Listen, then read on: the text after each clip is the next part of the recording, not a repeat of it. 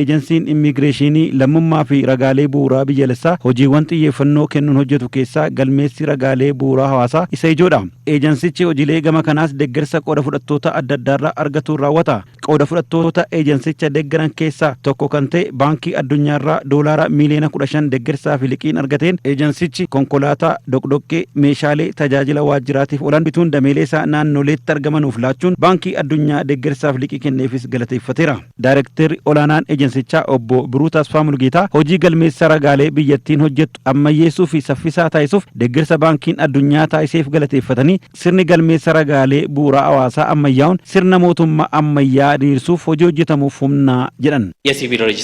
Galmeen ragaalee bu'uuraa hawaasaa sirna mootummaa ammayyaa diriirsuuf hojii hojjennuuf deeggarsa olaanaa kan taasisudha. Kunis nageenya biyyaa fi dinagdee biyyaa guddisuuf fayyadamummaa uummataa mirkaneessuuf imaammata sirrii ta'e ragaalee dhugaa fi qulqulluu ta'e irratti hundoofne akka baafnuuf sirnaa fi hojmaata nu gargaarudha. Daayirektarri olaanaan eejensii nageenya odeeffannoo biyyaalessaa Dr. Shumete Gizaa'u ragaaleen bu'uuraa bakka argama isaaniirraa kaasee hanga tajaajila adda addaatiif oolanutti eegumsa cimaa barbaadu. Kanaafis eejensiin keenya teeknooloojiin deeggaramee hojjechaa jira jedhanii tajaajilawwan dachaa ragaaleen bu'uuraa hawaasaa qaban hubachuun qulqullinaan galmeessuu qabnas jedhan. መረጃ ለብዙ አገልግሎቶች ይውላል።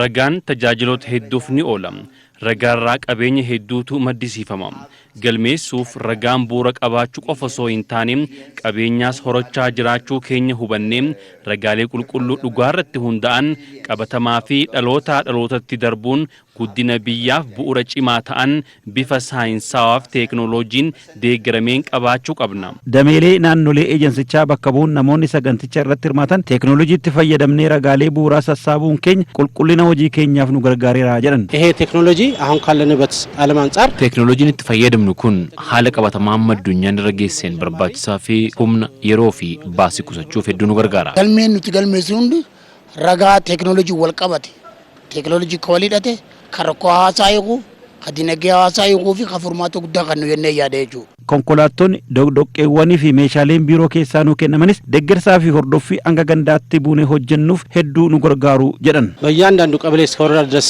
ተካሂዶ ቼክ መድረስ ስላለበት hojiin galmeessa ragaalee hanga gandaatti gadi bu'anii hojjechuu waan gaafatuuf konkolaattonni nuuf kennaman hojii keenya galmaan ga'uuf hedduu nu gargaaru. Ragaa bu'uura hawaasaa kaa'uudhaaf hawaasni keenya immoo tajaajila fuula dura akka argatu taasisuudhaaf konkolaataa irra nu kenname kana rakkoo hawaasaa rakkoo mootummaa dinagdee fi hawaasummaa jiru hundi ni fura bu'uura irraa jenneeti yaadnaa jechuudha.